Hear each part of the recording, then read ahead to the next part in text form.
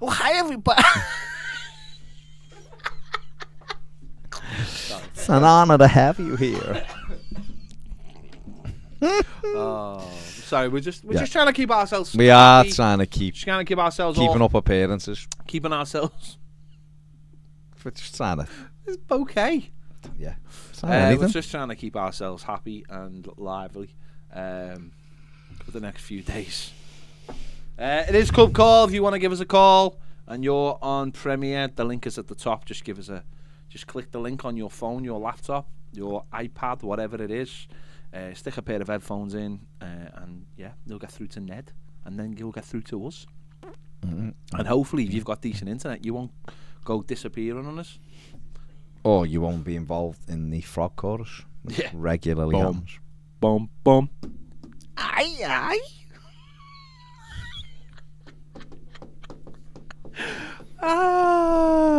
There we go. Everton obviously got beat last night 4-1 by Bournemouth in the Carabao Cup. Not a great night at all. But yeah, it is what it is. If you want to give us a, call. Ned, is he doing stuff? Right, okay. Stop it, Ned. Professionalism, please. He's a knobhead, then. Please. Don't fall into it. You're falling into the trap. Ned, why have you got the shakes? He has got the timber shakes, hasn't he? He has, hasn't he? Oh my God. Yeah, give us a call. Give us a call on Premiere. Let's have a chat about last night or this Saturday or anything in general. The whole situation. Can you not wait for the? I can't wait for the break. I cannot wait for it. It's gonna be the greatest break ever in the world. It is. It's coming at the right time. Yeah, it is. It's definitely coming at the right time, isn't it?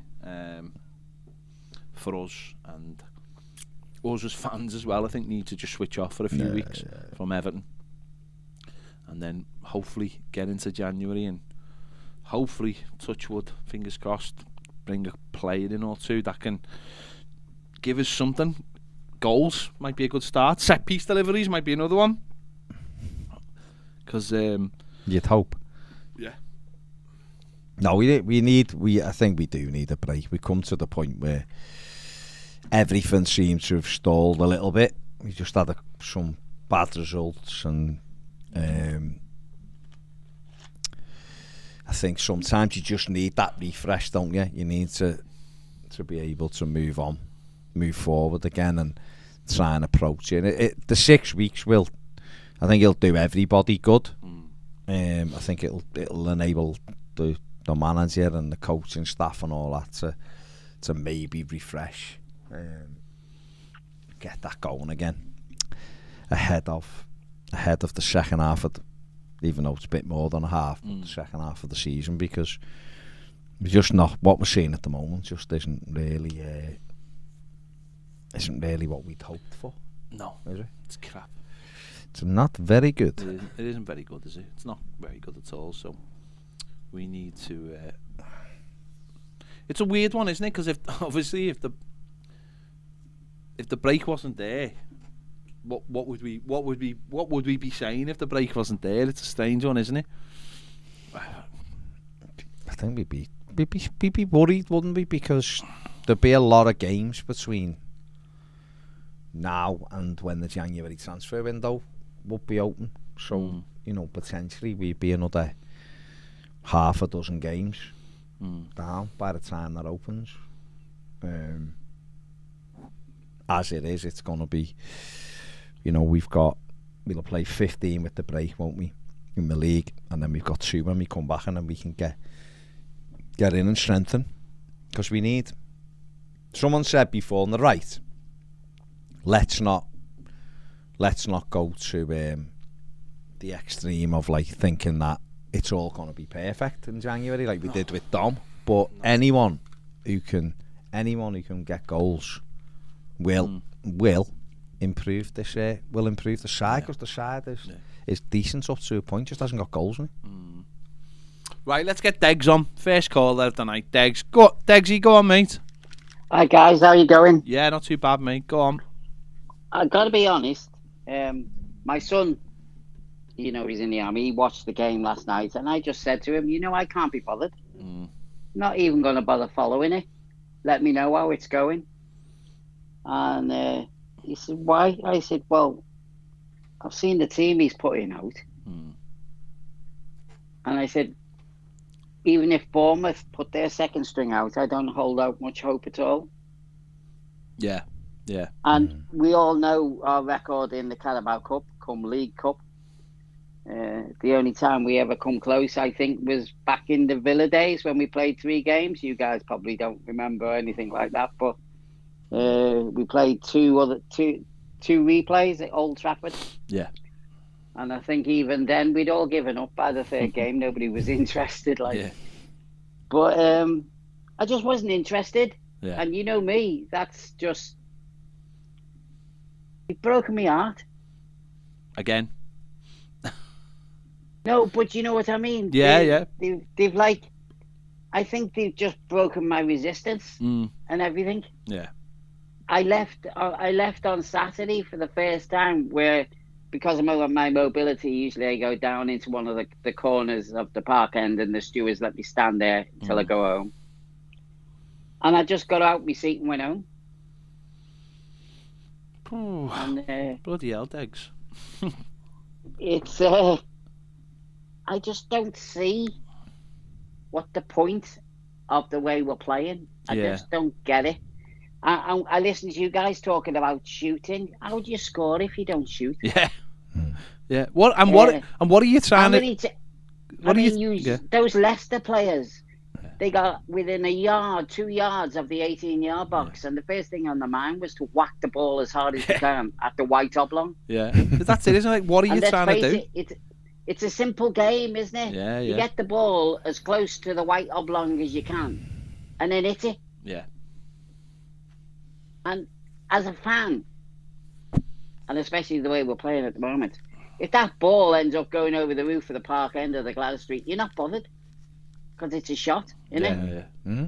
That's all we want to see, and I don't get it. We've got forwards who are frightened to death to pull the leg back and hit the ball. We've got midfielders who are making runs and getting the ball to the edge of the 18-yard box, and then the next thing you look up and it's back with Tarkowski on the halfway line. Yeah. And I think, well, what was the point in trying to burst through and then turning back on yourself and passing the ball? So I didn't hold out much hope Saturday. I quite like Lampard. I'm not going overboard with him, but I just like the way he talks about football. He makes a lot of sense and stuff. But if we lose on Saturday, where do we go? What do we do? Is it a big choice that you've got two months to find someone else?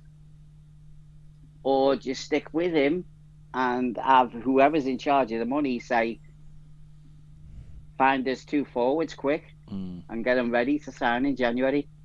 Because if we don't sign 2 forwards on the 1st of January, I don't hold it much hope. And if they make us wait till the end of January to bring anybody in.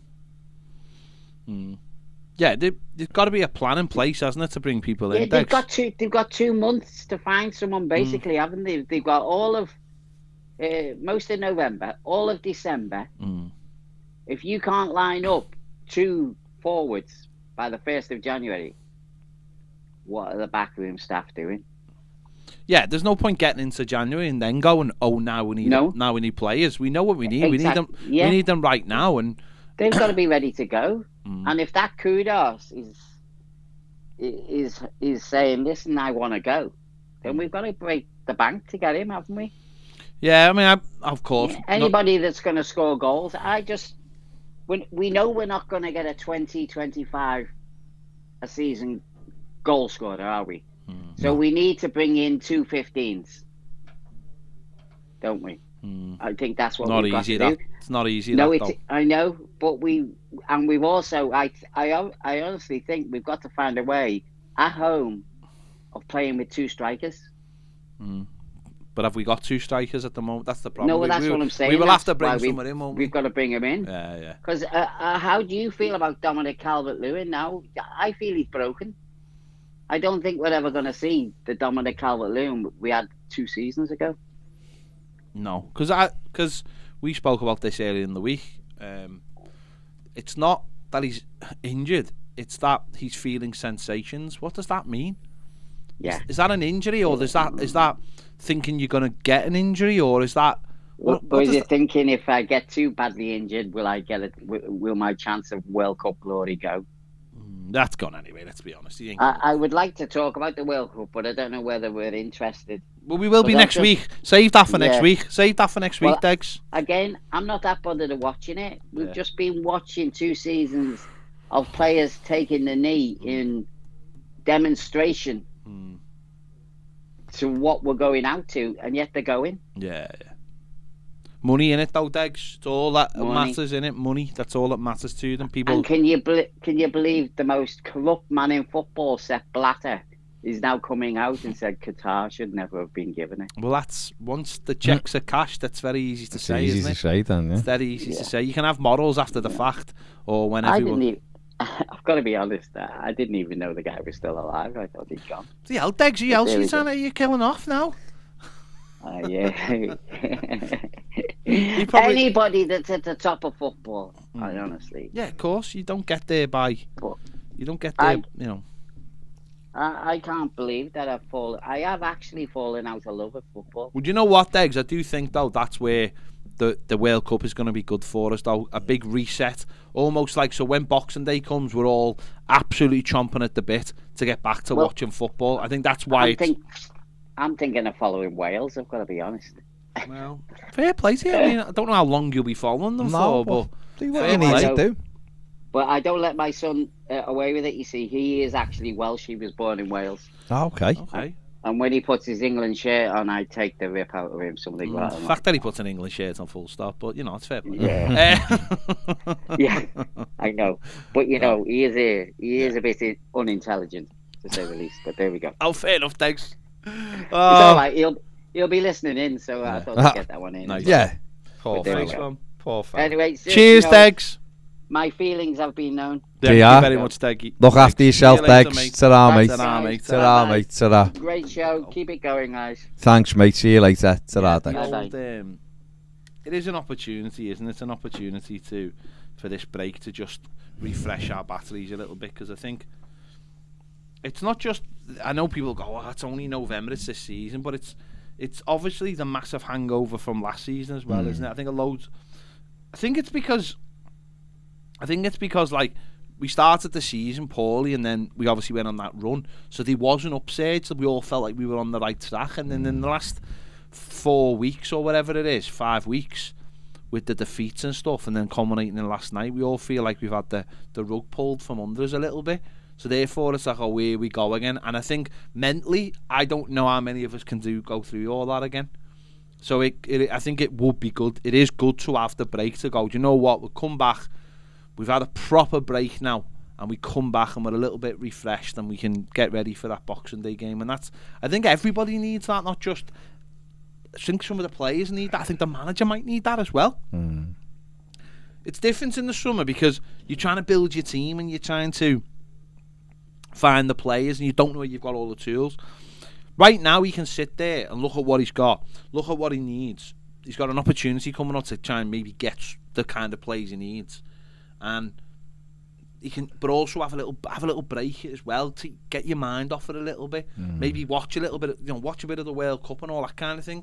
Get your mind elsewhere and get a proper, break from it all. Yeah, you've got to, haven't you? You've got to be refreshed. He's got to be refreshed. He's got to be the one in the building who's carrying everybody. I think the one thing he can get away with last night is that it wasn't his first team. That's the thing that he can kind of use as the caveat. I played our reserves and our fringe plays, and they weren't good enough. But that's not our team. Our team is better than that, and all of that stuff. I think that's what he'd be saying. But it is good to have the reset. If Everton can get, and it is a positive result at the weekend. If Everton were to win, it'd be a huge victory. I think a huge victory. And then they'd go into that break probably mid-table-ish, and having the 6 weeks to just settle out 5, whatever it is, to settle everything back down before the Wolves game. But like I said, it's a big if at the moment. Right, we've got Pat. Hello, Pat. Hey. Hello, mate. Hello, Pat. I watched it while I had it on my wireless headphones while I was at work, just hearing some of that on a very legal and stream. But and I barely paid attention to it, but it was just depressing. I mean, I'm always one to. Yesterday I was going to get all fired up to yell at Pet about being a doom and gloom guy, but I woke up today just feeling just so meh about that. I mean, we talk about putting in crosses. We put in 16 crosses yesterday. We put 26 in against Leicester. Demarai Gray's doing exactly what we're asking on this, but unfortunately, when it's only Neil Maupay against 5 people, what's the point of putting in that cross? And I was watching Maupay's goals just to get an idea of what are the goals he scores at Brighton. They're on cutbacks. Yeah. They're on finding clever little space in the box. And so you need the team to come up with you, and it looked like that midfield was not interested in doing that at all. And as much as, like, if it's not Dwight McNeil or Demarai Gray, it feels like no one else is putting in crosses. And the problem is that those are also the players that end up scoring our goals on crosses. So I don't know what to ask anymore of that, other than the fact that Demarai Gray, the guy we bought for what, £1.5 million, is outplaying our academy superstar by miles and miles, our wonderful Claire Balding lookalike yellow card magnet. I love that. Pat, you actually know Claire Balding is. I've just heard it used. Yes, Pat. Yes, Pat. Her up. Someone showed me a picture of it. I was like, yes, that's absolutely true. Just wanted to make sure on that. No, it is. I do know Claire. It is, yeah. No, because when you watch it, and I was like that last night. I was watching us, and I was tuning in and out. It was like it was on, but I could have done a million other things while it was on, because there was nothing actually going on bar them scoring and us just playing round with the ball. So it was just, yeah, you know, it was dead easy to tune out, because you're watching it and you're thinking, how are we? I know there was moments in the first half, but you're having a lot of the ball, and then you start going backwards, and then you start again, and it was just like so boring to watch most of the time as well. And if you're not winning games or scoring goals with boring football, then fans will switch off to it. I mean, if it's 100 miles an hour football and it's not attractive in terms of, like, it's not great passing or anything, you get away with it, because fans, especially our fans, we like that kind of thing. We like up and at 'em football. We like, you know, in the opposition's face. But if it's tippy tappy and it's slow, we don't like it. It's dead easy. It's not. No one. I've never met an Evertonian, genuinely, I don't think, who likes football like Man City football. We like crosses, headers, in your face, 100 miles an hour. If you have to go long, you go long. We do not like passing round at the back. We do not like building up the play from the back. Yes, we will tolerate it, especially if you can, you know, like the Palace goal. But it's not what we go and watch our football for at Goodison. It just isn't. So if it's not working and it's really, really slow, then I think fans will sooner or later start getting annoyed by it. I'll push back on that, Pet. I mean, I started watching European soccer, European football, like in the 2009, 10 season. So that was when Barcelona was in its ascendancy. So yeah. I do like that kind of football. And that's why I liked Martinez, though it got really dull at the end. Yeah, but it was this. It was just this. Yeah. It was the same. That's what I mean. Barcelona's one thing. It's a. But it's always forward with Barcelona. Yeah, it's always they get to the final third. But that's also when they have, you know, I'm trying to think, what is it, 2, 3, 5. So they have 8 players in the final third. When you're camping on someone's box and probing and looking and nice passes and interchanges and oh so close, that's entertaining. It's not entertaining when it's passing it between center backs for 20 minutes and, you know, tap backs from the 6. Yeah, I must admit I hated Martinez's football. Hated it.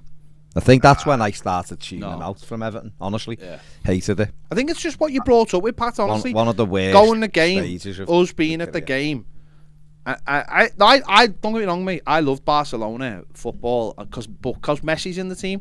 So when it needs quicken up, you had Messi to quicken it up. And I think Man City, one of the reasons, that's why you look at Kevin De Bruyne and you look at Haaland, and they create the big moments. They wear teams down with the passing, but the passing doesn't necessarily lead to the goals. It just wears the opposition down for large spells because they don't have it, and it opens up the opportunities. We're never going to be Barcelona, and we're never going to be Manchester City with the players we can attract. Oh no. Do you know what I mean? So it's when we had Martinez, I totally agree. It was, I can imagine you coming from Barcelona, seeing that style, going, these are trying it. But certainly when I was at the match, I used to just sit there and I was just bored because what it ended up being was the centre backs just passing it round the back line, and it never really got moving forward.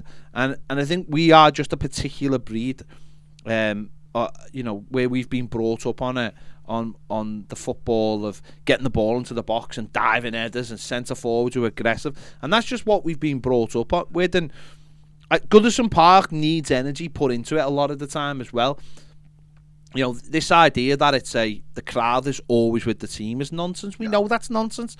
It doesn't get toxic like Ellen Road does, but it gets very annoyed. It can be, yeah. It's at its moments. It has been toxic at times, but it's never as bad as anyone ever says, by the way. But sometimes you do need that energy put into, and if the energy is not provided by the team, then it's not always given back by the fans. And you get moments like on Saturday where they're knocking it round the back and Leicester keep on taking the ball off us, and the fans basically have to turn around and say, what are you doing? And then you see Tarkowski put the ball down and say, just get it up there. And sometimes that's the way the fans affect the game at Goodison. But you need players who can actually pass the ball around, and ours are shocking. There's a purpose. It's true. It's great quoting Barcelona. It's great quoting Manchester City. It's brilliant. But the reality is they are anomalies in football. But they're the best. But they're anomalies. You also need great players. Pep has never had a team where he's had to coach a mid-table. Exactly. If Pep Guardiola... That's what Frank would have to do. Pep Guardiola coming through Everton, they wouldn't work. They get better because he'd coach and coach and coach and coach till he got better. And he'd get individual players to be better at whatever. But it wouldn't go anywhere because you need top level players to do it. It would take time. If you have money and we stuck with it and all that, then it could develop. The reality is, Martinez was delusional. Really, it worked for one season basically, and if you actually break that season down, the first part of the season was rubbish. It was only after Christmas we hit a good run, and because of Romelu Lukaku. Exactly. That's what I'm about to say. How many of those balls? Because Lukaku showed he's not a guy who plays in a possession team. He's a guy who we loved at Everton because he plays that old style. He's not a target man, really. No. But he's a run behind, beat you with pace, power, quick turn and a shot. And that's what we love here at Everton. And that was why we love Rum, is because he wasn't Duncan Ferguson. He's not, dumb, but he was fast. He was strong. He'd have those through balls from whether it be Ross Barkley or Pinar or whoever. It would be those beautiful little plays of brilliance, but it would because he was going to make that run in behind off the shoulder, and it was going to be and everyone was going to start standing up at Goodison. Everyone was going to start cheering, and then bam, puts into the net. We want to feel the feel, to me anyway. I can't speak for everyone, can I? But the feeling I get when you're at the game with Evertonians, whether it's at home or away, we want to influence the game. So we want to be involved in the game because we're a noisy, active fan base. But you have to engage us because otherwise we do either sit on our hands or we become frustrated with the stuff. And the stuff you're talking about Saturday with Leicester was because it was obvious to everybody that we were going to give a goal away because they were arsing about with the ball. There was no process to what we were doing. But just on the flip side of Saturday, and sort of going off what Pat's saying there, Leicester are a possession team, but they showed possession with purpose as well. Play it round and then get it to the wide, get it to the wide man. From the back. The midfielders did, but but that's not... Their defenders were but you shouldn't have horrific. Your defenders shouldn't be passing the ball around anyway. The defenders. They're there to defend. Get the ball in the middle of the park. Get it moved. We have good ball players back there. Just to Well, be yeah, able to- no, again, no. I'm talking about I think what you have to remember, though, Pat, really... Some of the top I ones. get it, right, but you have to remember that it's still those teams and the ideals that the likes of Man City have and Barcelona. Now, those, I would suggest they're going like out of fashion. There's very few teams who play like... I watched Barcelona against Bayern Munich the other week for a bit.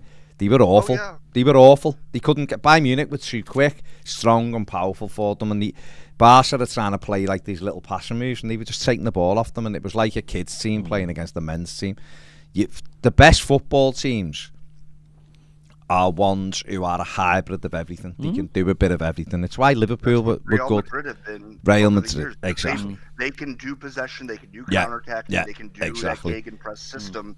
They don't care. They just win. It's Yeah, sort of like yeah. It's funny because Mourinho actually never really talks about being pragmatic, but by pragmatic just meant defensive. He never had another way to play. No. Whereas all the Real Madrid managers comes in and goes, you play whatever style wins you the game, and that's what Ancelotti was, and I think that's why we liked Ancelotti a lot. I wasn't here to watch it. I just know from third-hand and second-hand knowledge, so I wasn't here for it. But that's what Ancelotti is about. He's like, whatever system and whatever, it's going to be a 4-3-3, and we're going to do whatever the style is that this game asks for.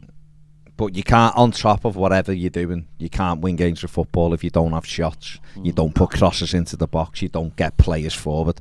You can make 800 passes from your goalie to your midfield and knock it down. You can look neat and tidy. When no one's there. But if you're not going to commit men forward and you're not going to get shots away, it all eventually comes up as the emperor's new clothes, because what happens is the other team breaks and scores and you lose the game. And then you bemoan it and go, oh, well, you know, we didn't do this, we didn't do that. Well, now the evidence is in front of you. So if I was Frank Lampard, I would be simplifying everything. I'd be saying, get shots in, get crosses in, get people in the box. We can still try to do the other stuff we want to do as well, but be brave in the final third. Until Everton are braver in the final third, then they're going to continue to lose football matches, in my opinion. I sent this last thing I sent you on WhatsApp because I didn't know which one to send it to, so I sent it to both. It's how Lucien Favre did things at Nice and then Dortmund. Looks similar to this because the expected goals against look bad, but we play. But here's the thing: a Lucien Favre team attacks. A Lucien Favre team plays really good with possession.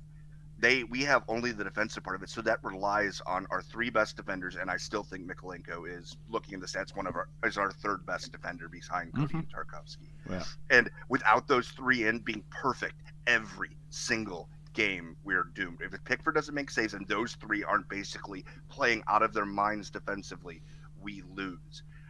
Yeah. If we have a style like this and we're forced to play it that way, well, you need to have attacking presence and attacking threat to be able to alleviate even when you're giving up shots. Because, yeah, we give up a lot of shots, but we have good defenders making it difficult on them. But if you have no attack, then eventually the weight of shots drown it. None of the shots that, even the one that Tielemans put, that was a .02 XG shot before it was taken. It was much better because it's a brilliant strike, but that's a shot that almost never goes in. Same thing with, I think, Harvey Barnes' shot wasn't particularly that threatening of a shot. He just made an amazing finish. But if we have offense that game, those don't matter because we are outscoring them, and then they're forced to do what we had to do, and they're coming out at us, and then we're breaking on them. And then our good defense actually transitions to offense instead of just having to basically be perfect every game, which has got to be exhausting for those three. Yeah. Anyways. No, agree. Pat, excellent as always, mate. Cheers, Pat, top man. Pat, we're gonna need you. We're gonna need you in the next couple of weeks, mate, for those for the England America game, just for the preview, my friend. So be ready for that. See you soon, mate. Ta-ra, See you Pat. later. Ta-ra, mate. Just noticed there, Wayne Rooney's trending on Twitter. I wonder what that's about. Is he?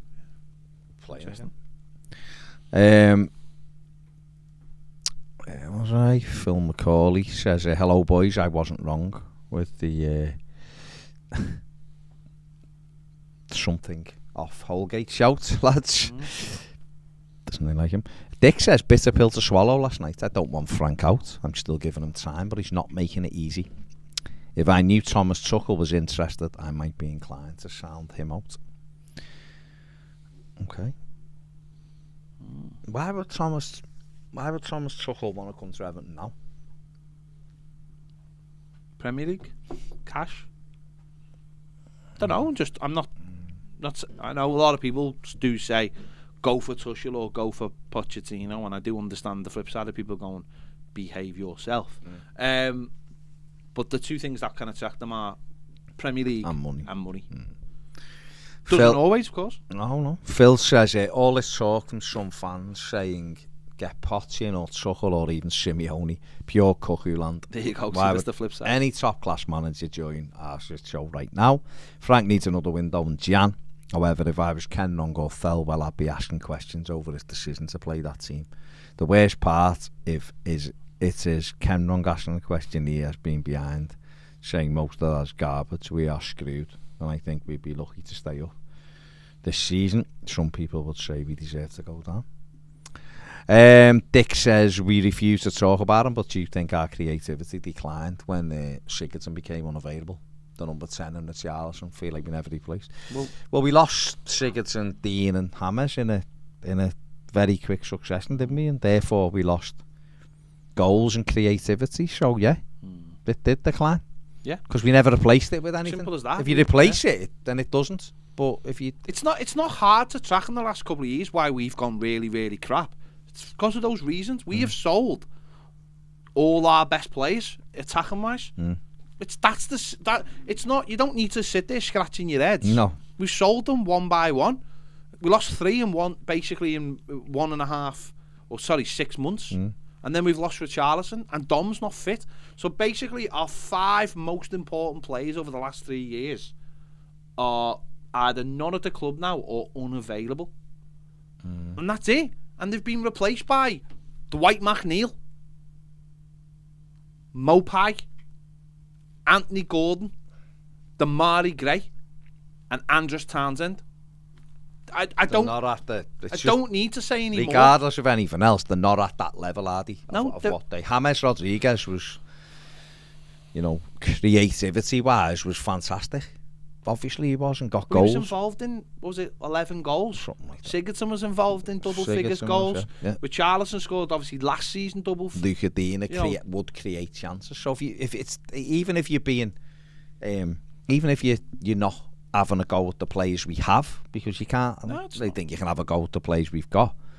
We've just got what we've got. But even if you just looked at it and went, well, we're doing it. You're hearing it now with like Liverpool.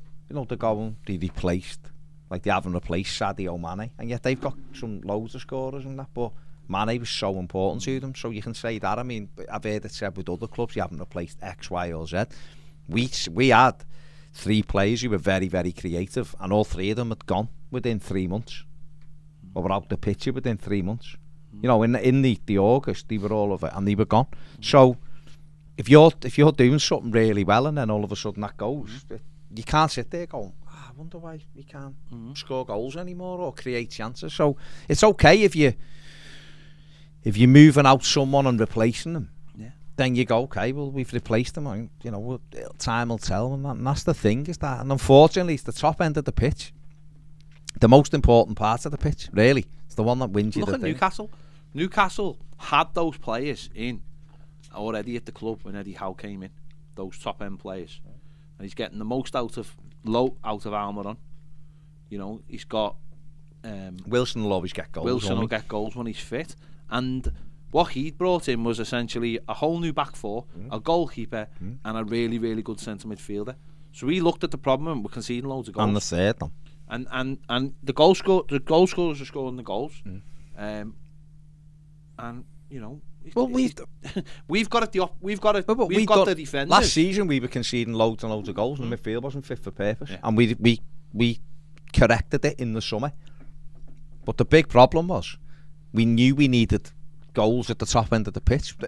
The season before, the season before, With that Dominic Calvert-Lewin getting 23 or something, Richarlison getting 13, Sigurdsson getting 8, or Hammers getting 8, whatever. We'd had goals in the team, and if we're being honest, the football was crap, really. It wasn't exactly any very good football.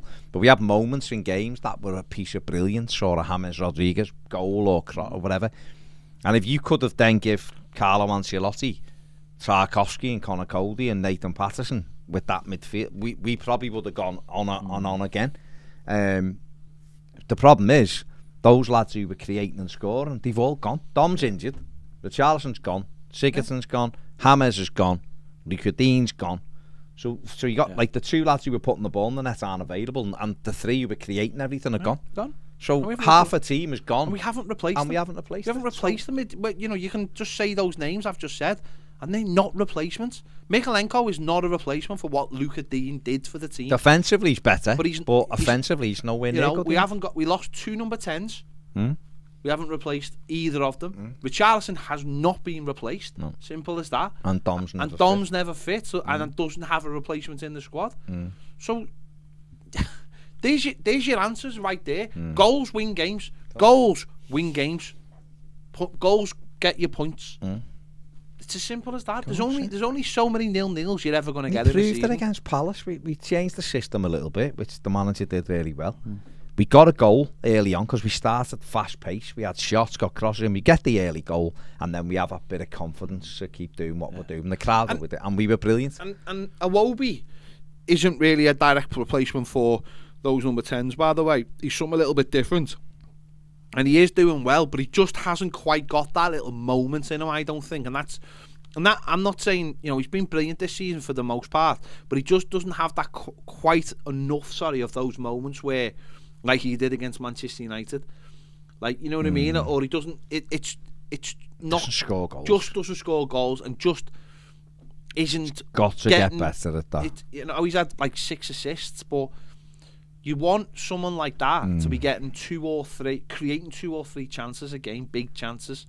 And I'm not putting that on him, by the way. I'm just saying that he's not quite a number 10 as such. And if Everton could get a couple of players in at the higher end of the table, and it's going to be difficult, but we've got to get goals into this side. And then I think if we could start scoring goals, then we'd have a bit more of a confidence about us, and then other players would start taking chances then, and I think we'd find more of a balance, and the fullbacks would push on. And so, okay, right, have we got Brian? Is it yeah? Right, we've got Brian. Go on, Bri. Go on, mate. Yeah. Good to hear you, mate. I think I'd change the subject a bit here because this is going to go on and on all season long. Something you picked up last week, I think it was. You were talking about anxiety, about fretting about how the team's performing and the rest of it, and how we're much more worried now than we ever have been. That's because the team is so with strong leadership. We had players with guts, who had a pair who would go out and bust a gut to get the win, put tackles in and put themselves about. And we always knew we were going to beat teams. Yeah. We always knew we'd win. We'd lose some games here and there, fine, we accept that. But we always knew we would outplay a lot of teams. We always knew that we'd get results. And we were never worried. We always knew we'd be pushing. But that's gone now. Yeah. We don't have that anymore. And I think that is the anxiety now is of the experience of last season, which was so close, that we're living in more of fear and dread than we ever have done, or at least since the late 90s. Yeah, and obviously... And I think the psyche of the fan base will start reflecting that more and more as the season continues, and we haven't got anyone who can score. I think that's a really good point, Bri, is that the psyche of it. I think we are all burnt, if you like. We've had our fingers burnt, rather, given what's gone on. We had the conversation last week, I think it was, or the week before, with... That's what I'm referring to. We haven't had too many of those 3-0 home wins over the last few years that you go with you go to the game with a relaxed view, and we'll beat these today, and we didn't always, obviously, but 5, 6, 7, 8 times a season we'd get that 2 or 3-0 win, and you'd come home and you'd be made up, and you'd enjoy it and stuff like that. And for me personally, Bri, it feels like it's been a hell of a slog since I don't know, Koeman left, maybe, yeah. Well, no, yeah. Obviously, Moyes is people, you know, still refuse to accept David Moyes' time at Everton was actually quite good. When you go and look at the league positions and the wins we had, it was on European football and FA Cup final and stuff. It was really good. Absolutely. With the shoestring budget. Martinez was good for a season or for half a season, and then it fell away. Koeman had a really good second half to his first season when we won 9 home games out of 10, and we did have those 3 and 4-0 home wins that were great, you know. And then Marco come in and he had a bit of a go for the second half of the season, and it was good, and then it fell to bits, you know. And then we had obviously Carlo, and then there was COVID, so the disconnect happened. We couldn't go to the game. It was awful football, but we got good results. And then we come back, and what were we treated to when we come back? Rafa Benitez, so it was on a negative steer since. But there's been too little since that, probably the Koeman second half of the season, where Everton have gone and won home games comfortably. Not saying there hasn't been occasions, because there has, but they've never been any kind of rhythm. And I think I'm right in saying since Allardyce left. No, we had Silva, didn't we? We finished 8th in the first season. Since then, we finished below 8th every year, haven't we? Carlo was 12th and 10th. Yep. Last year was, 16th or whatever it was. And right now, we're not doing great. So, when you're not winning games of football on a regular basis, at home, away is different. You can go away and try and nick things and all of that, but we have lost that feeling of going the game and winning games regularly. I'm not saying every week. I'm not expecting Everton to win every week. The Premier League is competitive, so it's not as easy to win those games. But if we could win 3 or 4 home games on the run, like 2-0 and a couple of 3-0, I think it would calm the whole place down. Yeah.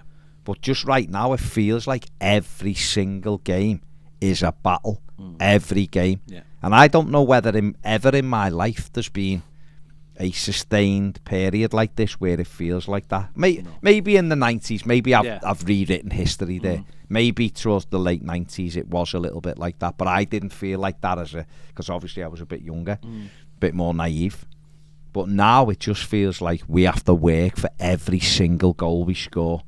We have to grind out every single victory.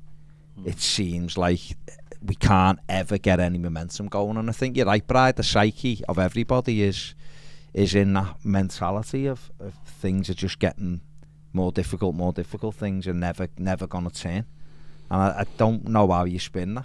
One thing what used to be is you used to get a team run out on the pitch with the blue shirts on, and you'd know they're going to have a go, and you know they give everything they got, and you'd be up for it.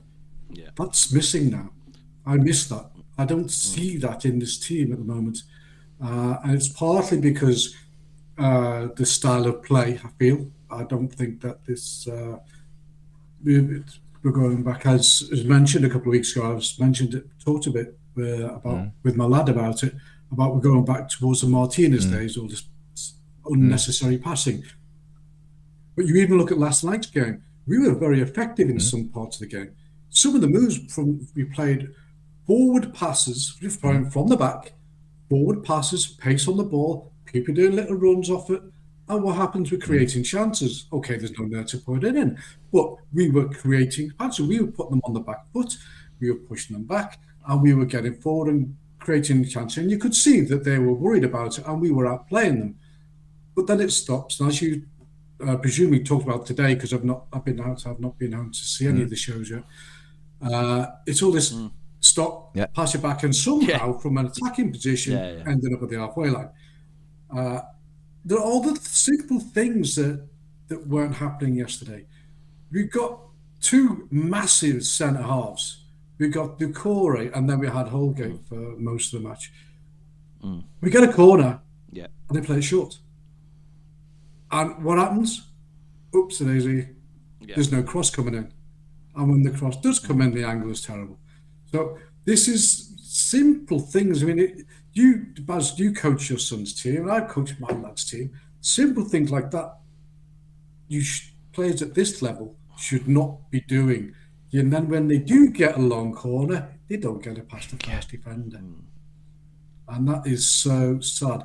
But the basic thing was the team that we expect and what we want is the one that goes out and has a go and give it everything. And that's what's missing. And that's part of the reason why the fan base That's is it. I down. mean, Not to mention the fact that the board haven't replaced any of those 5 players you just mentioned. yeah, and that, like we said we'd actually think might have said it on one of the early shows, is that when we, or might have been saying it on this, sorry, when we had that little run, it felt like things were on the up, and it felt like everyone was giving it all, and there was that togetherness, and obviously you saw that with some of the players. But in the last 4 or 5 weeks, that just feels like it's gone away a little bit, and everything just seems like it's on Connor Cody and James Tarkowski's shoulders now to keep us together. They're literally the glue. Yeah, absolutely. They're the glue keeping this team together at the moment. And it's like they were identified, the 2 centre backs, because of that, because they were like, right, we know this is going to be tough. We need 2 at the back who were. And maybe Connor Cody was a bit more later, because they were like, after Minneapolis, they were like, my God, we really do need. But they wanted him in early on, not Cody. Just but had to let that develop. There was more of a need, yeah. Listen, it is what it is, and we are where we are right now. That we've got to, but what the manager and what the coaches have got to do is come up with a way to negate the fact that we are lacking that quality in the final third, and that might just mean overloading the box. It might mean getting shots and crosses in more. That's what I think the answer is. I don't know whether they would look at it like that, but that's certainly what I think the answer is, because I just don't think you can ever distill anything down to have 3 or 4 shots and that'll be enough. That's awful. I've always wanted for me, and again, I know it's Brian's just brought it up, but I always say to like our kids team, it's like, have as many shots as you can, because the chances are we'll get goals from it, and that's at a basic level, and the higher you go, I've talked to lots of people within the game. We spoke to our manager yesterday. We did speak to a manager yesterday. All be revealed, but we spoke to a manager yesterday who was acting to be one of the greatest footballers of all time, in my opinion, who was again working the same thing of get shots and get more attempts at goal. I've heard Pep Guardiola saying, if we don't create a lot of chances, how are we going to win games of football? Jurgen Klopp said the same. You can go back over time, and that most people would be of the opinion of have more attempts at goal. Funny enough, I've watched, anytime you watch Haaland, or even anytime you watch the other fellow at Liverpool, Nunes, just want to shoot. Of course all the time, that's all you want to do is shoot. There's no messing about. There's no arson.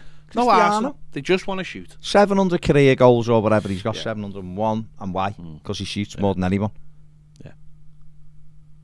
A perfect example of that is their first goal yesterday. Exactly. He had a shot to hit defender, and it looped up so high in the air, came down with snow on. And talk about fluke.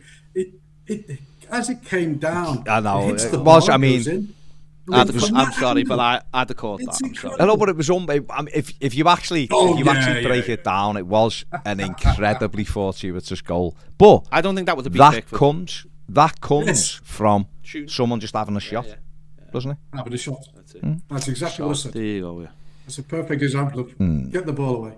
Another thing I thought was very interesting yesterday was Vinagre. I thought he was attacking wise. He actually beat. No, he going forward. He looked good. I think defensively he's a little bit all over the place, but I think going forward, he beat him and put a couple of good crosses. But what have we been talking about after all these games of post-match games? What have we been saying about Mikalenko? Fine as a defender, but going forward you're lacking. So what do you want? If you want someone going forward, take the risk. Even if it's just the last 10 minutes, throw him on. If you're getting beaten the last 10 minutes, throw him on. And he did, didn't he, against was it Chelsea brought him on first game? Yeah, first game. No, but I'm saying he did do that though, didn't? And against in fact, he was the one who put I know it was only a friendly, but he put the cross in for Dwight McNeil, didn't he, for the header? Oh, Great. halcyon The days. halcyon days of beating Kiev 3-0. Kiev. But, yeah, no, listen. When we had a striker who could score, what was his name? Yeah.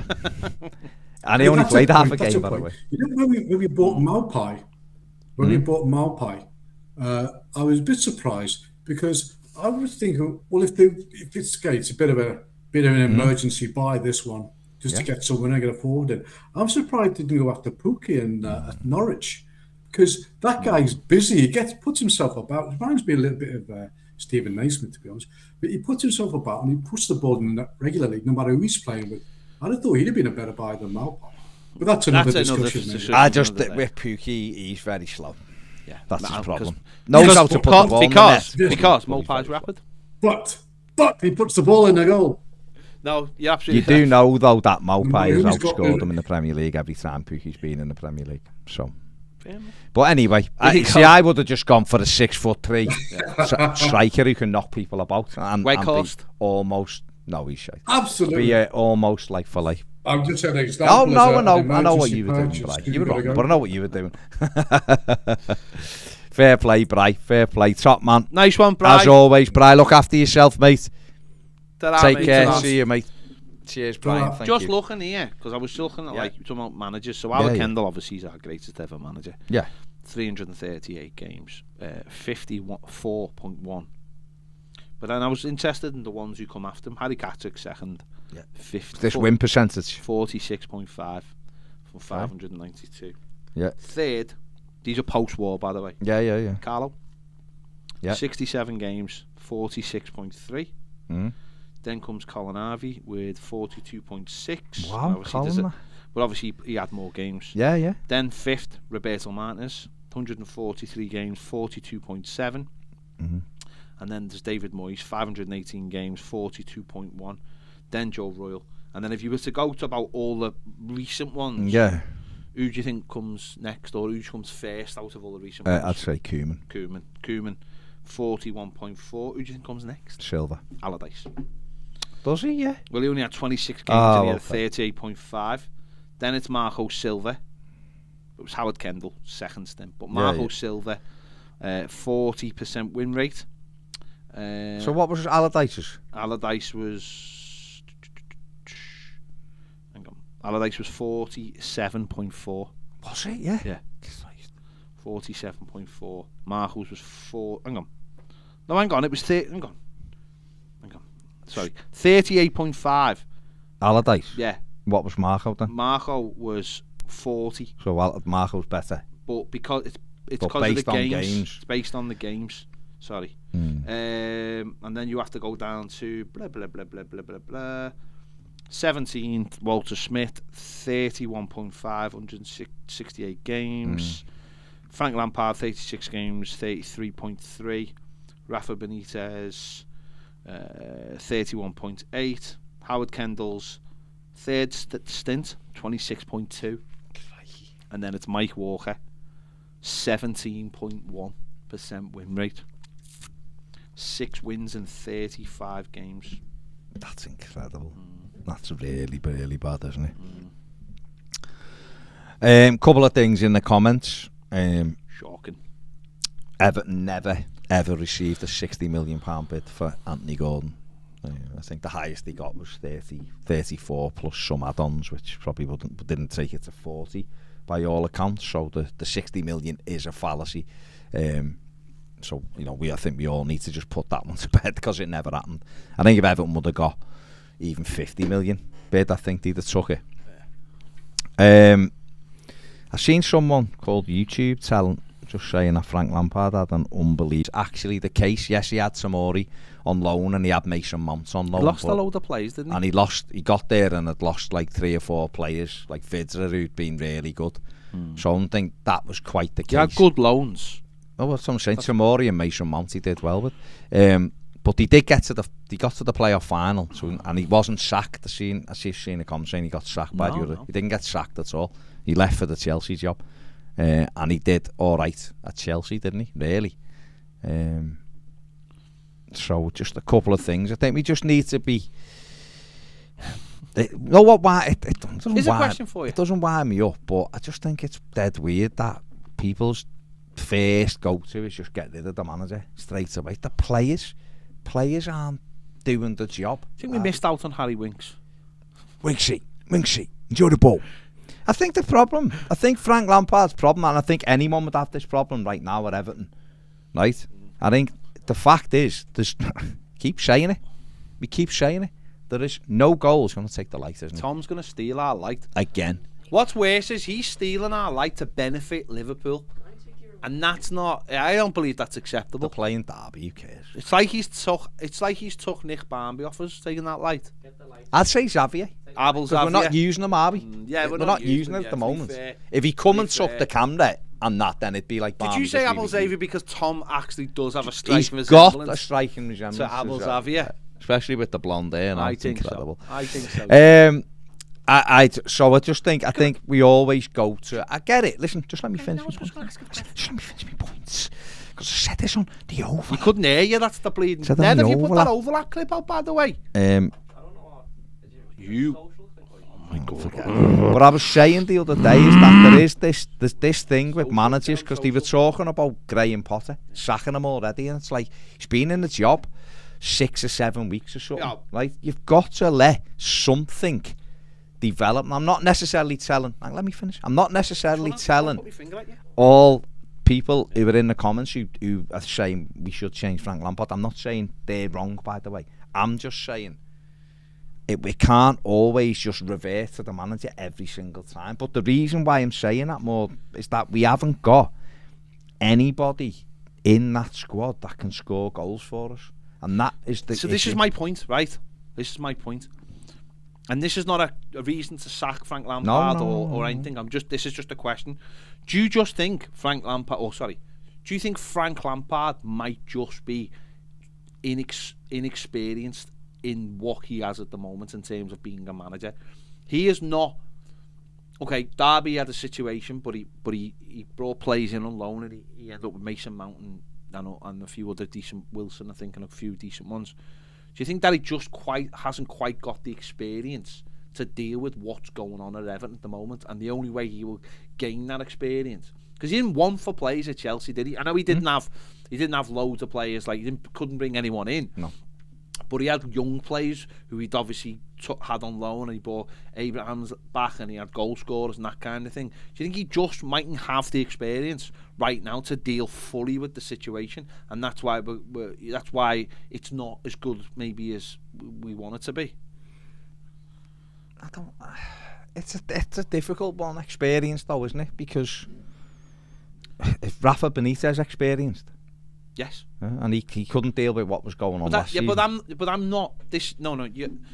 That's two different things. You can say Rafa Benitez isn't good enough anymore as a manager and just isn't good enough. I'm not saying Frank Lampard isn't good enough. What I'm saying is maybe just right now, because he is a youngish manager, he doesn't quite have the tools to deal with the situation, and the only way he's going to get those tools is by people bringing players in for him and going through the situation and learning, because that's part of the problem, isn't it? It's because we put these people in jobs so quickly now. Gerrard's just gone through the same experiences. Like, how do you deal? People who have experience, we just quoted Howard Kendall's numbers there. Howard Kendall had to go through, he went through the Andy Dufresne route, didn't he? You know, crawl through the tunnel, come out the other side, and he gets to go and live on the beach. It's you gain the experience through the bad times. He got through the bad times, and that led him to a better time. Maybe if Frank gets through this moment, then he's got that experience in the future. I'm not. How do you gain that experience as a manager? You have to surely go through those moments. Of course you do, and everything. He will be helped by everything he's experiencing. It'll all improve because he's going through it right now. Of course he is, and that goes without saying almost. But I don't know when you look at it how experience can just get your players scoring goals who haven't really been scoring, other than hard work. You keep doing it, you're doing it. You get on the training pitch, you get shots away, you practice, you finish. And we've had Tom Davies run through last night. The goalkeeper lay on the floor and he blazed the ball high and wide. Oh, yeah, Instead yeah. of having that little bit of composure. He knocks that in and Anthony But that's- Gordon that's heads the other one in. We're winning 2-1. But that's not me criticising. No, I know. That's just experience. I know, but what I'm trying to say is the manager's under, or is having a difficult time because the team doesn't have that natural thing of being able to put the ball in the back of the net. Now, what the recruitment team have to do is, and my question will be, because this has been bouncing around for a few seasons now, why don't we understand the importance of goals in our team? We have bought players for the last number of years who've got no goal scoring record. Is it because they're more expensive than everywhere else? Yeah. So you the good ones are, you yeah. simplify. See, right. I'm happy to say this publicly. I have got no idea why we signed Dwight McNeil, and I will stand by that for the rest of my days, right? No idea why we bought him. For me, he is a complete waste of money, a waste of cash, because he has nothing that Everton need, as far as I am concerned. And for that money, I think we could have gone elsewhere and bought goals. And you might go, well, this fella's playing in this league or this fella's playing in that league. But you know what? If they know how to put the ball in the back of the net, therefore, if you try and build them up then and try and get them adjusted like other players do when they come to the Premier League. Look at Almiron. Almiron was amazing when he was in MLS. And it's literally, he was, yeah. And it took him like 3 seasons to get to where he is now. And of course, we haven't got those 3 seasons to wait as such. But Dwight McNeil's been playing in the Premier League, and I don't think he'll ever reach that level. Whereas, why not have someone like you sort of mentioned this before? It's like, if you bring a player in who's used to scoring goals, you know, you said before, if Tom Cannon had got the chance that Tom Davis had got last night, he would have scored it. Now, Well, he'd have hit the target if at he'd least. found himself in that position, that might be a different thing, as positional play, blah, blah, blah. But he'd have found him, he would have hit the target, yeah. He's more in tune to hit the target. But that's always been my thing, and I watch forward plays more than any other player, and I watch centre forwards more than any other player because I played that position. I love strikers. I watch the movements. I watch where they go. I watch how they strike a football, right? And if you're a player who is used to putting the ball in the back of the net, then I'm backing you rather than someone who isn't. That's your right? skill set. Because that's what you do. Now, there will be varying degrees of that. Right, some lads will be good at it and they step up. You see it in the Championship. Pukki is a perfect case in point, right? He scores a lot of goals in the Championship, comes up to the Premier League, can't do it. If you give him opportunities, he will score. Pukki's issue is he's not really quick enough for the Premier League. But if you get him in with the keeper, he more often than not hits the target, right? So, but there is lots of these players all over Europe, South America, who are used to putting the ball in the back of the net. They're scoring goals, they're putting it in. It's the thing. Now, what might translate is you might get 25 goals in France, but in England, you might only score 9, 10, right?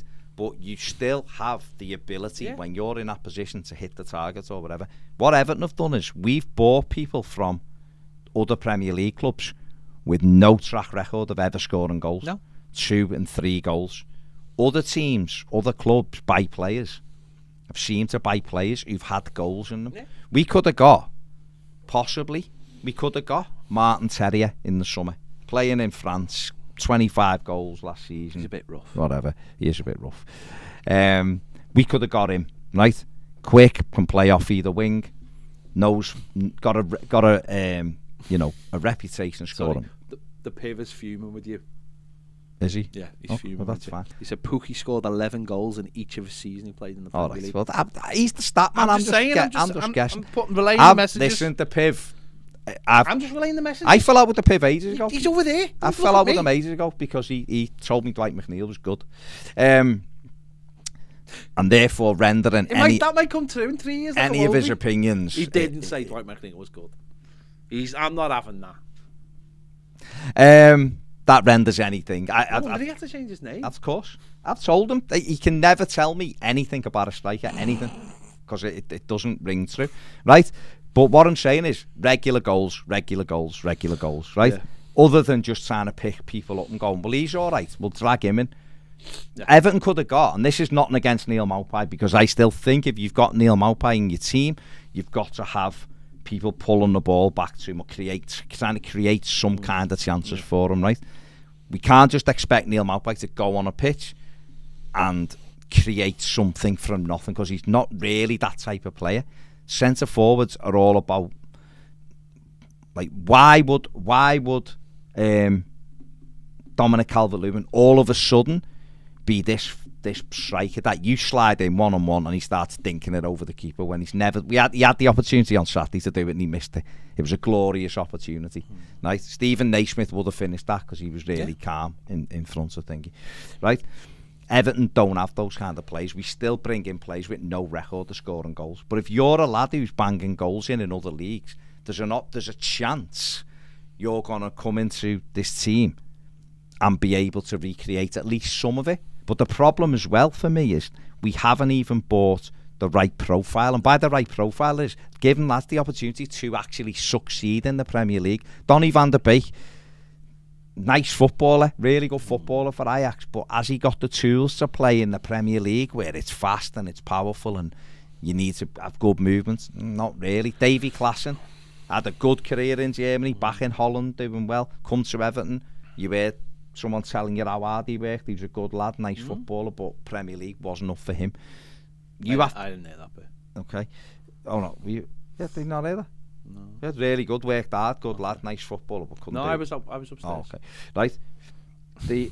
But the thing about it is, when Everton are recruiting, go and recruit power and pace. If Dwight McNeil doesn't get you goals, yeah, but he's really quick and is direct and will get in round the back and can create things, you go, I understand 100% why we bought him. If Neil Maupay is big and strong, and if Dom's not playing, we don't have to change the way we're playing, then that's fine. The answer is simple. The answer is Isco. Get him in. Great beard. No, it is really frustrating. It's but I don't know. If we got a different, if people who are mentioning managers like, would Pochettino really come in and change this Everton side without having better strikers? No, but listen, the manager thing, don't really want to go into it. I don't. No, we're not really. That's not really where we are at the moment. No. But it's interesting. It's like, look at Southampton, right? Southampton sacked, Hasselhoff, and they've gone for Nathan Jones. Yeah. Guy who's at Luton, left Luton, went to Stoke, didn't he? Did a poor job, went back to Luton, and done well. But they've, I know there's connection between him and the director of football, but they haven't gone reaching. They haven't gone scouring Europe. They've gone, actually, there's a fella there in the Championship who's doing a really good job. He'd suit what we've got, young players. He buy into what we want to do. And do you know what I mean? And I'm not saying that's what Everton need to do or whatever. I'm just saying it's not always about your Tuchels and your Pochettinos. Pat was saying about Lucien Favre. I thought Lucien Favre should have been in the conversation when we went for a new manager. Yeah. I really have been in out before Benitez. He should have been the manager. I think he should have been in there. He should have been the Everton manager before Benitez. He was available, and we could have got him, and we didn't. And he is someone who Andy really liked as well, and thought he'd do a good job. At Everton. Well, as Andy just said, Tuchel started Mainz, as did Klopp. Ancelotti started at Regina. So, like players, why are you trying to get them when they've done being at the top or whatever? Why aren't you trying to get them when they're at the bottom?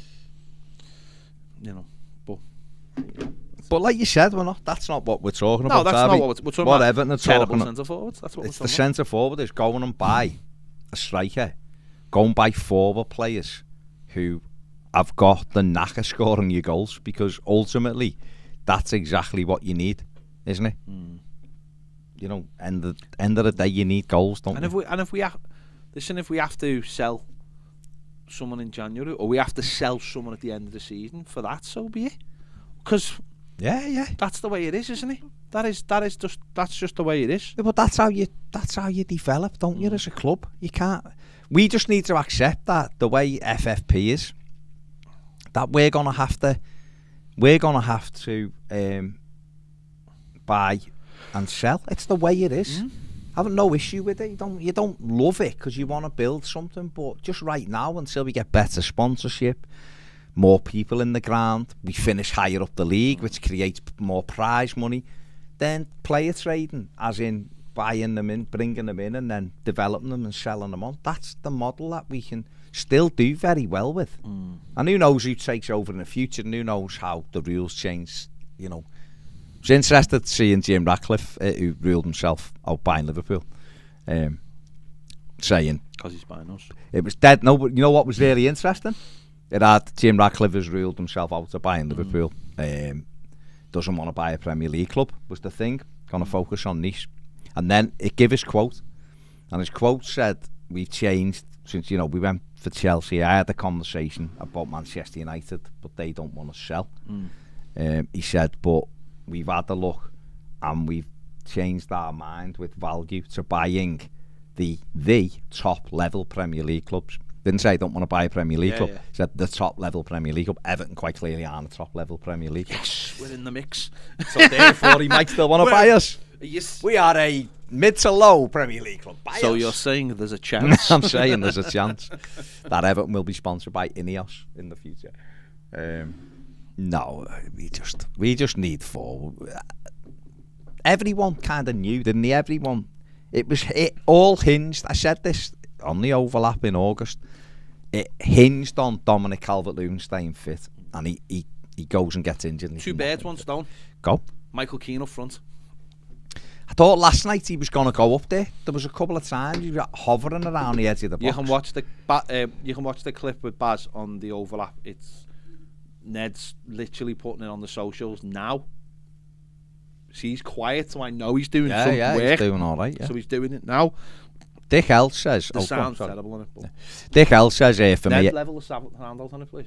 For me, Everton will always be the dogs of war. Solid defenders, Horn, Eberl and Parkinson in midfield, and big dunk demolishing defenders. Gaz... Fair play, Dick. Fair play to you. It is fair play, to Dick. you, It is. Good job with you, Dick. With Dick. Gaz says to get away from Everton for a minute. My missus got an air fryer last week. Yes! And Ped was definitely correct. It's a game changer. Oh, it's a game changer. Air fryer's a game changer. Big Gas used it. Mine. See, what's amazing about mine is now I've just paid the third instalment off on Klarna, so it's officially mine. They can't take it off. Now me. you can bring it can't in. Take it off. Do it for our podcast. But what's worse is, right? So anyone, if you haven't listened to the 1878 FM podcast, which you should because it's really good, and today's is really, really good, and we were talking about it, right? So I lost a bet. Right, and I've got to bring my air fryer in, and I am going to bring it in when the World Cup's on, because it'll give us something. Yeah. Andy Bush, who's on said podcast, who is a national broadcaster, who couldn't be on the podcast today because he was interviewing someone famous, has started doing a regular thing on a Tuesday where they make toasties on the show. It was our idea on the podcast, wasn't it? And Andy was part of it. Fair play to him. He stole it. Absolutely stole the idea. But he was part of the idea. No, he wasn't. It's my idea. He stole my idea. So therefore, there's nothing I can do about that. But anyway, air fryer. Go on, finish it, whatever you're saying anyway. I can't remember because you think it. Yeah. So air fryers, yeah. Okay. You're gonna. I know this is gonna send you off into a little rant here. Campbell. Thousands of Evertonians wanted Howard Kendall sacked when he was building a team. Just saying. Wish that is so right. I've said this before, and I said this. Wait. Ned, just pass me that popcorn. This annoys me more than anything in the world, right? Because I've heard this with every single manager, right? Because we all hope it's the How it's dare the case, anybody compare all these no-mark managers with Everton's greatest ever manager? How dare you? The reason why he got through is because him and the chairman had a good relationship, and they believed, and they had all the pieces and all the young players, and they flourished together, and that was to make our greatest ever team with some of our greatest ever players: Neville Southall, Kevin Ratcliffe, Peter Reid, Graham Sharp. And once again, somebody is comparing our greatest ever manager to just another manager, and it annoys me. It annoys me. There you go. Okay. Someone, Sam C says, Ped, everyone's got an air fryer. Baz, you got an air fryer? Nope. Ned, you got an air fryer? Yeah. He has actually got one. He just bought, but you only just got one. No, and he walked in, what did he say? He said the game changer. Game The changer. chips are, Baz, I don't understand. Your kitchen right, that's just is like a like farmhouse kitchen. It's so big.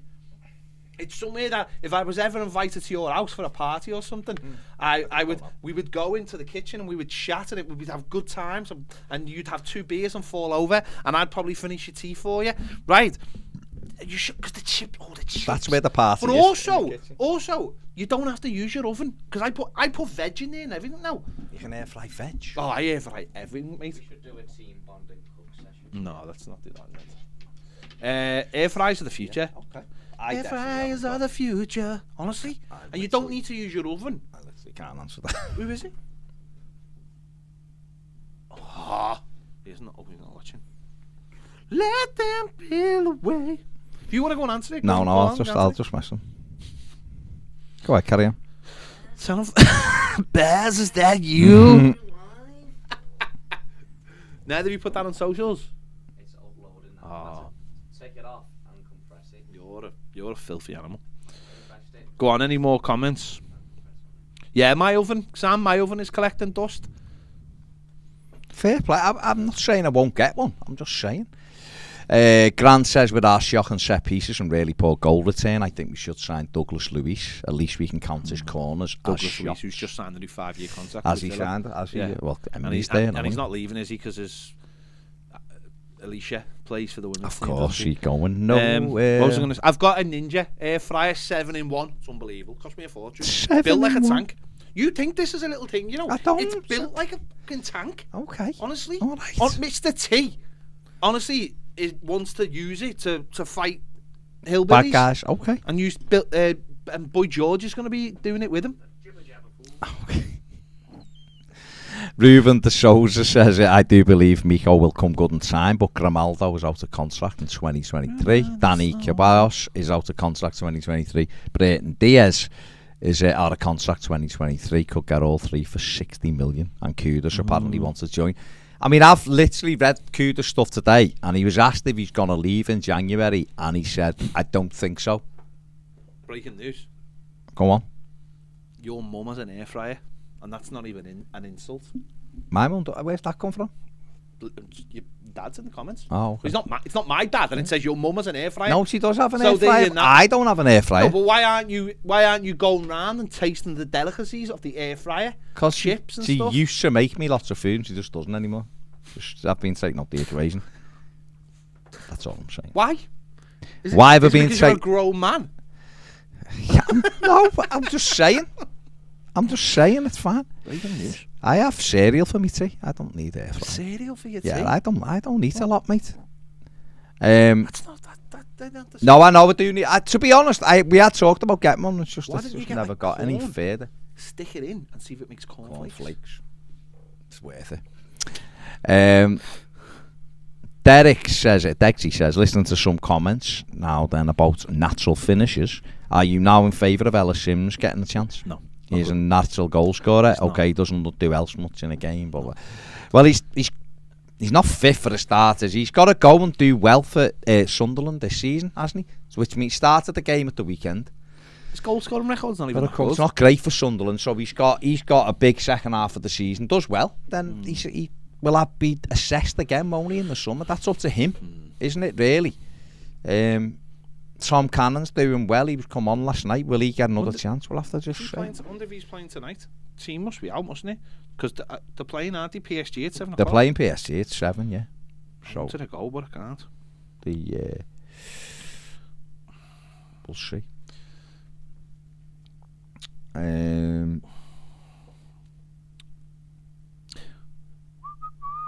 GDI says we got a Ninja 11.1. It's like having a safe sat on your kitchen worktop. Lol. It is. It's a safe full of beautiful chips because you don't want anyone to have them. So you. Okay. Brad, no, not Lampard out. What I am is forwards in. That's what I am. Forwards who can put the ball in the net in. That's what I am. Progressive. That's where I am. The Everton under-21s team is Le Bon, Dixon, Samuel Smith, Welsh, Anderson, Quirk, Mills, Price, Cannon, Whittaker and Hunt. So they are Straight back they're in. there. They're there. Straight And why in, not? boys. They only played 10 minutes to play Pete. I wonder what Is Mbappe's brother playing? He's supposed to be. I don't know because I've only got Evans team as such, but I will look for... Have a look. I'll look for... Because Kylian Mbappe's brother I believe so. was going to be in that squad, so could potentially be playing. I believe so. Everton should really just say, we'll take him, lads, you don't need him. Grant says, the air fryer is boss. Love the Ninja 400 one we have. Can highly recommend a cheese and crisp toasty. Oh, I tell you what. Yeah, starting to tell mix you things. what. Not fair play to Tell you, you Grant. what, because it just gives you the convenience and the confidence to try different things. It does. Ruben says, is that what he said? I don't think so. Doesn't sound good, but it wasn't a no. No, that's what I thought. It wasn't a no. He just said, I don't think so. Which means if the club sort it out, I'll go. He's probably trying to be very cautious, isn't he? He went on strike not long ago to try and get the deal done, and it didn't. So, Paul Callow says, how much should I be spending on an air fryer? Seems to be a varied range of prices. Depends what you want, mate. I paid $250 for mine, and it was knocked down from $300. But mine's a 7-in-1. It can do 7 different things. You can do everything basically, man. Do you think you need a 7-in-1? Could people get away with a 4-in-1? I think you can, but I'm the kind of guy who goes, well, I'm the guy who goes to McDonald's and wants it large, because I think, what's the point? If you're going to have it, you might as well have the full thing. So I could have had 5, but then would I be thinking for the extra little bit of money? I could have had 7. Yeah. And even though I won't use those 2 things, one day might come when I go, I really, really want to dehydrate this fruit. Oh, okay. Do you know what I mean? It's never good to dehydrate, but if you're dehydrating fruit, that is slightly different, of course. And then I'll have like fruit chips instead of like... Yeah, that's there healthy. you go. There you go. I believe like if you do it is. Mangoes are supposed to be really good. Why wouldn't you do mangoes? W. Mully says, what do you think of Dango Water? Hang on, from fat man. Lorient? Fat man says, we're not all getting wedge of YouTube, mate. We are not on like amazing money. I've got a 12-year-old car. The hell, mate. Put it this way, mate. I was on far more money working for social services. And I got it on Kalana. The hell. I got it. Where are we here? Where are you? GDI says, Danny Hayes, it's all about the cost effectiveness of the air fryer. Because it's on for less time. Because Danny's saying, air fryers, learn to cook, fellas. Well, it is cooking, though. I think he's saying the air fryer's doing. No, it isn't. Well, hang But on. then the oven I does don't the go... cooking. Do I? The cooker's doing it. It is late. It's just 21st century cooking. Get with the time, son. Paul Brady said, can we air fry McNeil to see if he comes out better? That's a bit harsh. That is harsh. Got a great goal the other week. What's one to that? I'd seen something and I wanted to... Uata from Lorient. Yeah, Uata's, he's raw. But the air fryer. He's raw, but he looks... he looks like he's got... So he's a winger, isn't he? Really, you know, Steve Kelly really likes him. And he's obviously playing in that side with Terran Moffey, who is absolutely we should have bought. But I think Owanga's is a little bit raw. But he's the ones that they're the kind of players you take the risk on, aren't they? The ones that are on the way up. Everton don't do that enough, and that's what we have to do. So, absolutely. Andrew Bowen says, should have kept Moise Keane. Seen that. And then fair play.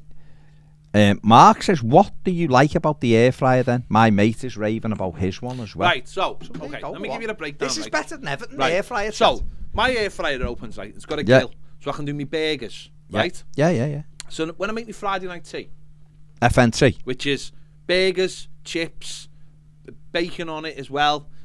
Sometimes we get those halloumi skewers. It can all be done on it. Can all be done. And you get maybe some like cheese mozzarella dippers or mushrooms with the thing on, right? So mushrooms, no. Get the chips. No, the mushrooms with the thing on it. So you get the chips, you put them in the thing, you preheat it warms up, you put them in for like 10 minutes, you take them out, you put them on the side, right? They've been air fried, they're lovely and crisp, but they're not quite done yet. Okay. Put them to the side. They're safe. We got them. So then you stick your bacon on, but then first, I put the buns on. Yeah. Get the buns all toasted on in one the side. Air fryer. Beautiful. But that's just on the grill because I haven't shut the lid. Okay. I don't want the whole bun air fried. No. I just want it grilled. Okay. And then move. How does it know the difference? You shut it. Yeah. When it shuts, the heat, it all heats up. Just bounces and the around. heat just circulates. But when around it's like that, it's just But when it's grilling. open, it's just the Okay. grill. Get home, get the bun. The buns are there. They're safe also. Get the burgers on, get the bacon on, get the cheese on as well, and then have the grill, just the grill, right? And then for the last couple of seconds, you get the cheese toppers. Put them on. You shut it, and then the cheese air fries onto the burger, and it basically just coats the outside of the burger. Lovely, coats it beautifully. Where does the fat go from, like the bacon and number the one, burger? It's on a slight slope and it goes into a tray. Like George Foreman used to. Yeah, like George Foreman used to. Yeah, dope. But you don't use any fats or No, oils no, or greases. no. That's It's the all natural the fat, natural isn't it? fat, and that drains off. And then I put my chips, which are in this little basket. Put my chips back on. Throw all my if I've got little bits like mozzarella dippers in, throw them in with the chips. Give them a couple of minutes. How do you know how long to cook it on? Like how long do you air fry a burger for? About 6 minutes. Do you? Yeah, honestly, it's like that. But there's two ways. You can actually just grill it, or you can shut it, and then you get the whole heat. It depends how you like your burger or how you like your other stuff. So when you shut it, it's cooking by all the heat. It's boiling hot heat. Like oven, basically, isn't going it? round. Yeah. But it's just hot air cooking it. Okay. Just hot air. Right, so there's no flame in there. It's just. So why is it healthier then? I think it's healthier because number one, there's no fat in there, and like obviously if it's in it makes everything crispy, and you don't need to use fat. And if it's on the grill, you don't need to use it. And it's hot. If you think about it, you're heating something with hot. You're cooking something with hot air. Just air, yeah. Just air. So it's going to be healthier. Okay. Rather than I could be on late night, couldn't I? On ITV? You could definitely be You could QVC air fryers and make people want to buy them. I think so. You'd have to like give it the all. Gone. These are flying off the shelf. You know, we haven't got long. You've got this offer for another 30 minutes. 3/4 of the stock has gone. Have gone. That's have gone. So you better be quick if you want this new 7-in-1. Dead easy to do. Dead easy. Yeah. You can do it. Oh, 4/5. 4/5 of the stock have gone. It's difficult. There you go. It's difficult. The Blues says, talk about whatever you want, but this is a controversial opinion for you. Talking about food is so annoying, it just makes you hungry. Or if you don't like the food being spoke about, it turns my stomach. Fair play to you. Fair play to you. You just said that. What the fuck is skewers? You mean skews, you fucking divvy? That's terrible. That's You said you that. Andy the Piv Oh, swearing Piv on swearing? No, TV. it's not That's good terrible. on TV. Why would you do that? Listen, I'm from Egbert. We speak slightly different to you commoners over the bridge. When I say over the bridge, I mean the flyover. James says Leeds brought on the kids against Bournemouth and look what they did. Our academy, though. Yeah, if you watch them, if you've got Prime, watch the Leeds academy that's on there. It's good actually from last season, but it's all about that, like Chrysenio Somerville and Sam Goodall, who scored at the weekend, and Joe Gellert features in it and all that. It is really good actually. I quite enjoyed that, but it's worth a watch. So check that out. Isn't there one on Netflix today about FIFA that come out today, or is it tomorrow? Is it? It's about the controversy surrounding. Because I know there's one on the moment called Captains, isn't there? And Yeah, that's I haven't watched it yet. 6 but I've seen episodes that. about the captains trying to get the teams to the World Cup. Yeah, FIFA Uncovered. Okay. It's hang on, Give that a go. limited series. How many episodes is it? It is 4 episodes, an hour, around an hour each. It's the most watched sports event on the planet. But what does it really take to host the World Cup? A close look at FIFA reveals shocking answers. No? Okay. I mean, there you 7/8 have gone. That's it. 7/8 Get your have air gone. fryers. Get your air fryers. 7/8. Right. Ned, have you put that clip? What have you? What?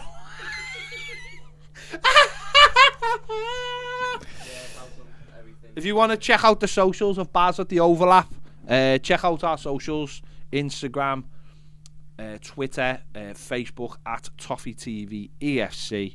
There you go. 1878. Everything 1878. The final word. The match previews are just about to go on Oh no, it's not tomorrow. We're doing the match preview tomorrow. We've done that many videos today. I've lost count of what we've done. Tomorrow. We're Do doing it. that tomorrow. Right. Do it. Make sure you hit the like button. Subscribe if you haven't. We are going. Take it easy. We'll see you all tomorrow. You Premier members. Take care. See you later. Bye bye. Bye bye.